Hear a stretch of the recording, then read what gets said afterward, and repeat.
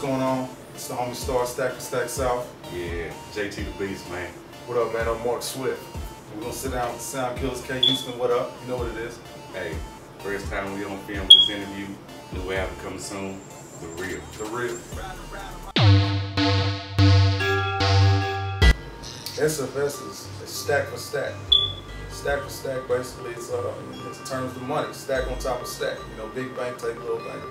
Very simple. We wanted to move forward with something that had the sound of a brand. You know, you got the other major brands out there. You got Rockefeller and just the other record labels that have ventured out to other things. And to say SFS or Stack for Stack is just, we feel it's a pretty strong brand. It started with me back in the early 2000s when I was kicking in. I was 8th grade, 9th grade, and I was doing some things with my brother and them. And we decided to take it a little further as far as music. I had never rapped before a day in my life. I still remember the first instrumental I rapped on. It was drama, left, right, left. But evolving from that, I got with some friends and we started to take our music a little more serious. And we moved to a bigger studio, and I eventually joined somebody who was named E-Mac. E-Mac and Be Better Music Group is what he is now. At the time, himself and Big D were Crockett Street Entertainment.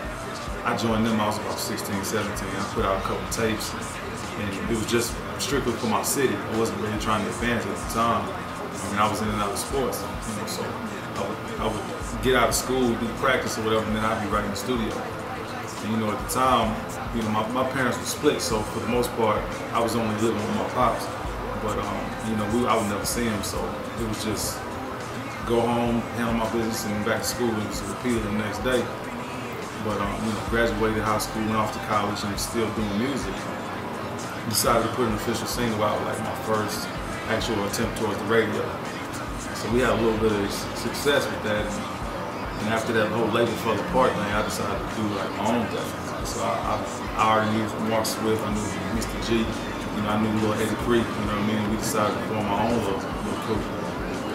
They decided to bring on 1 or 2 little more cats, and I also invited G-Dub. And it was Stack to Stack, and that whole thing didn't really work out. In the meantime, we was burning bridges with each other, and we just wasn't really the situation I wanted to be in. I was going so many days, I wasn't really sleeping, I wasn't really eating right or anything. So finding myself so unhealthy in a situation that nobody really wanted to be in. Eventually, along that time, JT came along too. And so I decided to just completely wash my hands with the situation. 2 years after that, here it is, which is about 4 months ago to the date. JT came at me and he hollered at me on the real situation. And we decided that it was, that it was best. That it was best, and also it was more incentive and reason for me because now, I have a 3-month-old daughter, which she was getting ready to be born then. And she still gets all my time outside of what I do. But I mean, that was just more incentive and reason to want to be something, to want to be somebody and excel at the things that we're doing. And so on the album that we're working on, I just wanted to be real for the first time and not half-ass do it or not half-step or not have everything that we needed to move forward. And so, regardless of those 2 years off, I feel like I hadn't really lost a step in the music that we was making. So, the name back when I was younger was JD the Star, and that's pretty much how some people still know me. And it's not that anymore. I've evolved to Star Music. It's more of a brand, and so I'm gonna roll forward with that. And so, recently we released our first single, Big Bread. So we'll get it on iTunes. You know what it is. Yeah. The Dallas music scene, it's scattered. I think it's scattered in terms of saying that, there's not really any identities out there. I mean, you got a couple people that's holding it down on whatever side, where they're from, but in terms of identity, I think that's what's important. People unite. Right now, it's just kind of scattered, and nobody's really filling that void that it needs. And really, with that being said, I want to give the boy Keys on the track shot. Right. What he's doing is what's needed right now with the United City whole movement. Because I mean, a lot of what you're seeing from Dallas artists, as far as radio play and some of the YouTube things aren't exactly the perception that needs to be received. And what Keys on the Track is doing is he's bringing out the real rap, the real hip hop guys, the real guys that's been overlooked because they're not on the radio as of yet. The recording process, it's simple. It's more simple than what you would think. I mean, because a lot of the tracks that we get, the original, we have an in-house team. 8 days keeps on track. You know what I mean? It's a lot of different artists. Producers that we work with, they know our sound, and for the most part, they give us what we're looking for. So, whether it be JT already come with the hook, or Swift will come with an idea, or I'll come with it and say, hey, what y'all think about this? And we'll throw out 2 or 3 ideas, we'll agree on it, and knock it right out that day. I've always been music minded. I always loved music. I always wrote music, but it never was true hip hop music. As a kid, I more or less loved R&B music. That was my passion. And growing up, and all my boys and all my homies, so they loved the music scene. I was kind of like the party boy, the hype man, and about 18, 19, I clicked up with the CRN clique. A lot of my brothers, a lot of my boys that I grew up with. And we did our thing, Unfortunately, things fell apart, people went this way, we went that way, and I went solo. And honestly, that's when the beast in me emerged. That's when I became JT the Beast. I started dropping solo tracks. So Flowers, my first one, featuring David Duke. Shout out to that dude. And then from there, I hooked up with Stack Crew, and a lot of people had that idea that Stars stole me away from my old crew. Saying that wasn't the case. In all honesty, we fell out. The whole crew fell out. The whole CRN crew fell out. And I kept recording at Push Studios. Big shout out to Mike Batiste and his wife Cynthia. And started, he opened the door for me. It's like, hey, if you want to come record with us, come record with us. We're not pressing you. We're not asking you to join the crew.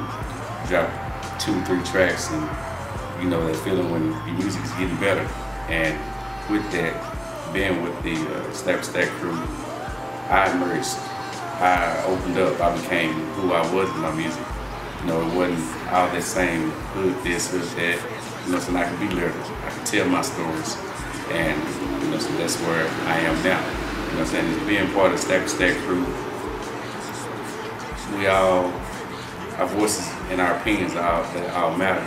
And with that, I can say, man, it's been amazing. This journey is the beginning.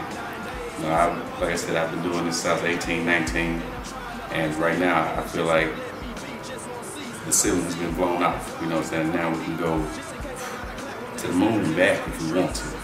And with all that being said, I still have to promote what we're doing. I have to promote the real album. It's coming this December. If you hadn't, check out YouTube, my song FM. We got the single Big Bread on there. And sometime, probably I say this summer, I'm gonna drop my own solo mixtape called Me, Myself, the Beast. Which been in the works. I do that on the side, never taking away from what we're doing. And I am JT the Beast. Hey yo, Star. Hey, what up, Swift? Conflict? That's time. Time. We all got families. We all work 9 to 5, 8 to 7, 8 to 8 over here. And I'm always on call.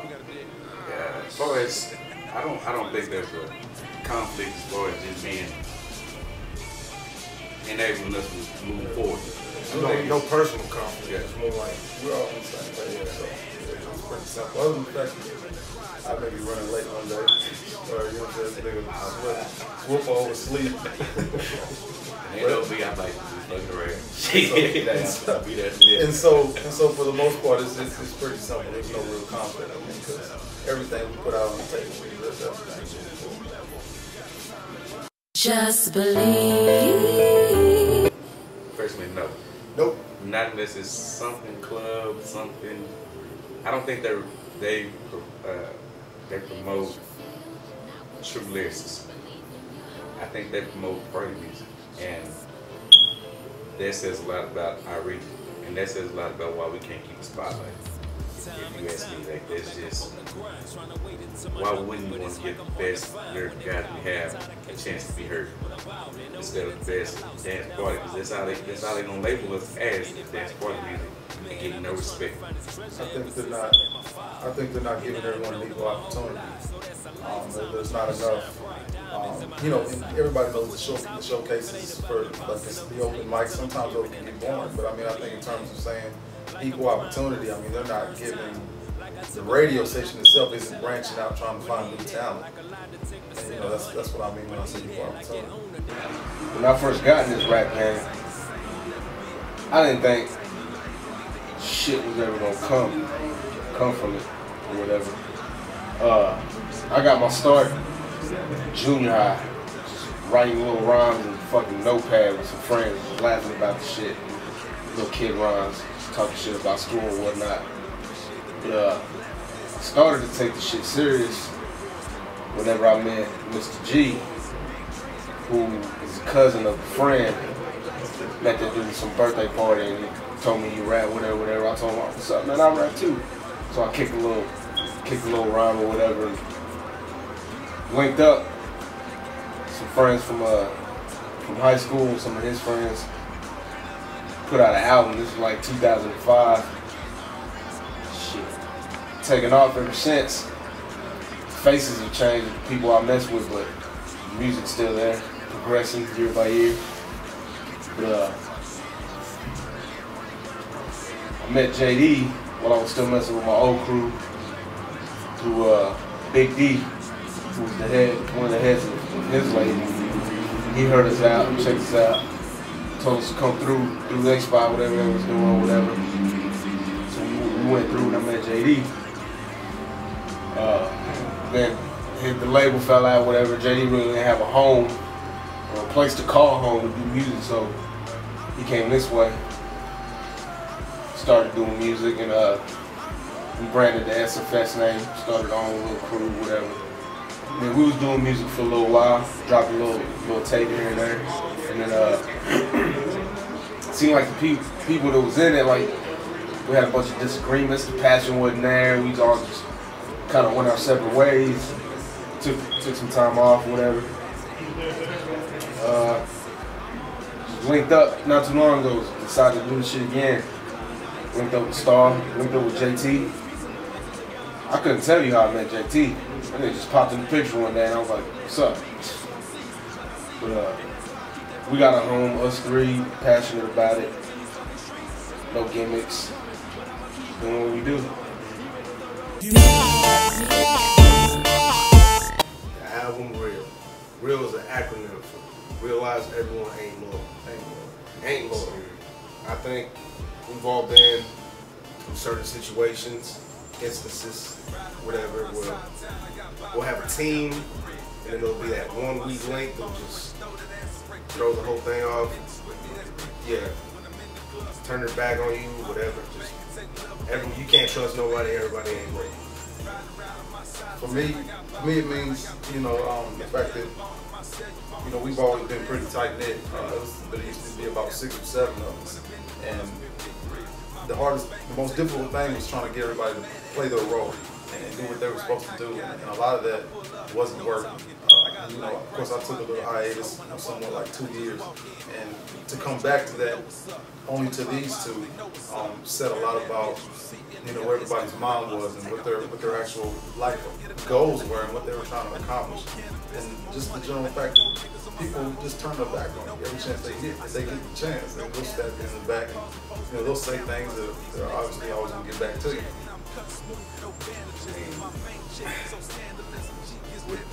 The whole album thing, when it became a greenlight, it became definitely that we were going to do it.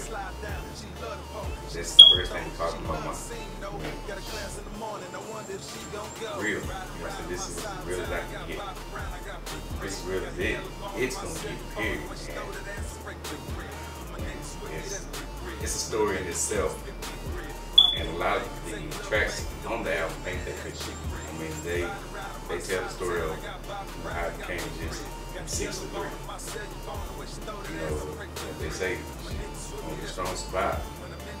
And we wanted to capture, you know, the theme of actual loyalty through adversity, which is brotherhood, you know. And we want to be captured. We strongly feel the album we're ready to release, which is all original material, is going to paint the picture that no matter what it is, we're going to stick together.